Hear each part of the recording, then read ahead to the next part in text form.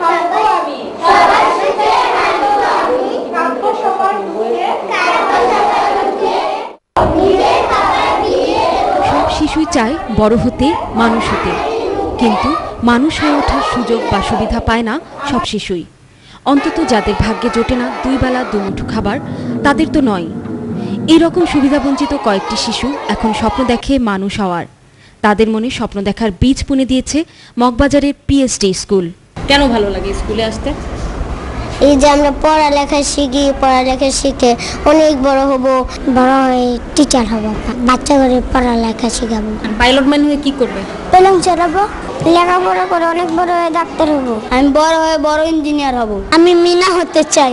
এই স্কুলে এখন পড়ছে ১৩০টি সুবিধাবঞ্চিত শিশু। প্রোগ্রাম ফর সাস্টেইনেবল ডেভেলপমেন্ট পিএসটির স্বপ্নমোদের মানুষ হব প্রকল্পের আওতায় এই স্কুলের কার্যক্রম শুরু হয়েছিল ২০০১ সালে সুবিধাবঞ্চিত ২০টি শিশুকে নিয়ে। P1 থেকে পঞ্চম শ্রেণী পর্যন্ত বিনা বেতনে শেখানো হচ্ছে শিশুদের, পাশাপাশি শেখানো হচ্ছে অঙ্কন, অভিনয় আর সঙ্গীত।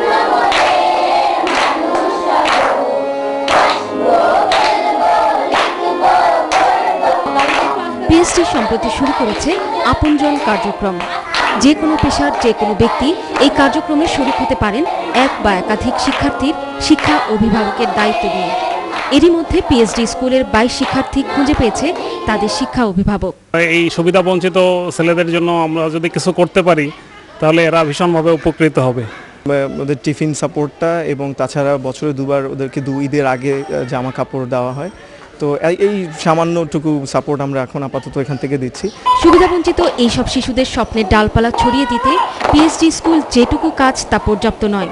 এক্ষেত্রে তারা আশা করছে সমাজের সর্বস্তরের মানুষের সহযোগিতা।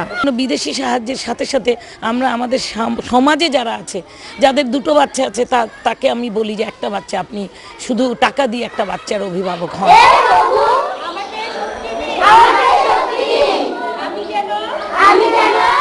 রুকসানা আমিন, চ্যানেল আই, ঢাকা।